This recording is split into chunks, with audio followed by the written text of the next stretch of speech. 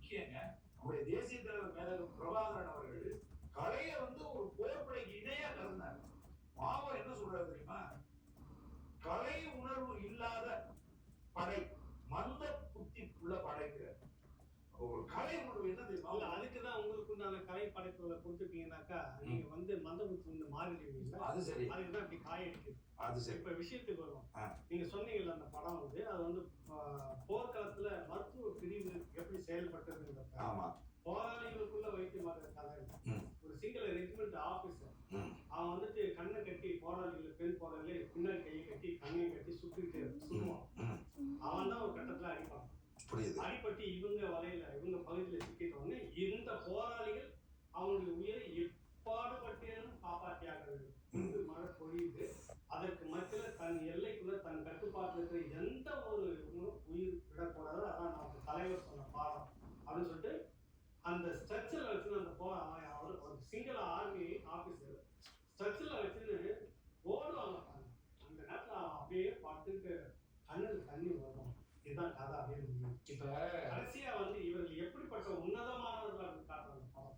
இதை முனைக்கு வச்சுக்கிற அந்த படத்தை முடிஞ்சு எங்கே தாண்டி இன்னொரு சூட்சமும் ஓடிடில அவர் வெளியிட்டிருக்காரு. இல்ல இப்ப இந்த திரைப்படத்தை பிவிஆருக்கு பாடம் கற்பிப்பதற்கு தமிழ்கூர் நல்லுலகுக்கு இன்னொரு பெரிய வாய்ப்பு இருக்கு. உலகம் முழுவதும் இருக்கக்கூடிய தமிழர்களுக்கு நினைச்சா பிவிஆர் நிறுவனத்துக்கு ஒரு மிகப்பெரிய பாடத்தை கற்பிக்கலாம். அது என்ன அப்படின்னு கேட்டீங்கன்னா, இந்த திரைப்படம் ஓடிடி பிளஸ் அப்படிங்கிற ஓடிடில ரிலீஸ் ஆயிருக்கு. அந்த ஓடிடி தளத்துக்கு பேர் OTT plus. Pay for view, அதாவது பணம் ஒரு தடவை படம் பார்க்கறதுக்கு பணம் கட்டி படம் பார்க்கலாம் அப்படிங்கிற சிஸ்டத்தின் அடிப்படையில இந்த படம் ரிலீஸ் ஆயிருக்கு. இந்த படம் அது நீங்க ஒரு 253 ரூபா கட்ட வருஷம் முழுக்க பார்த்துட்டு. ஆமா, அதாவது இந்த திரைப்படத்தை மிகப்பெரிய வெற்றி படமா ஓடிடில மாத்துவதன் மூலமா இந்த பிவிஆர் ஐநாக்ஸ்க்கு செருப்பால அடிக்கலாம். ஒதுங்கிடுவான் ஒண்ணு. அடுத்தது இவ்வளவு பெரிய ஸ்டார்லாம் இருக்காங்களா, இப்ப ஜனநாயகம் வரப்போ இதே புலமே அந்த தமிழ் மக்கள் தான் முண்டி அடிச்சுக்கிட்டு போய் டிக்கெட் வாங்கிட்டு அவங்க கோடிகளை கொட்டி கொடுப்பாங்க.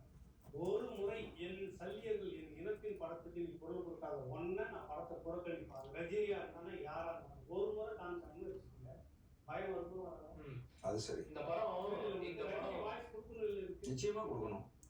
விஜய் பேசணும் இல்ல, பெரிய ஆளுமைகள் இல்ல, பேசணும். உங்க படத்தை நாங்க தலையில தூக்கி சுமந்து உங்களுக்கு வெளிநாட்டுல நாங்க கஷ்டப்பட்டு உழைச்சு உங்க படத்தை ஓட்டி உங்களுக்கு காசு. உலகம் முழுவதும் வாழுகிற ஈழத் தமிழர்கள் ஒரு நொடி சிந்திக்கணும். இதனுடைய உழைப்பை, உங்க உழைப்ப அப்படியே அட்டை உறிஞ்சுறது மாதிரி ஜனநாயகம் திரைப்படம் உறிஞ்ச போகுது.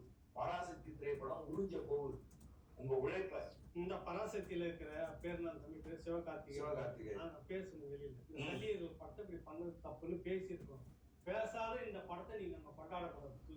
நல்ல ரோசம் இல்ல, களத்துல நீங்க வலிய சுமந்தீங்க, குடும்பத்துல ஒருத்தர் நம்ம இழந்திருக்குன்றது உண்மையா இருந்தாக்கா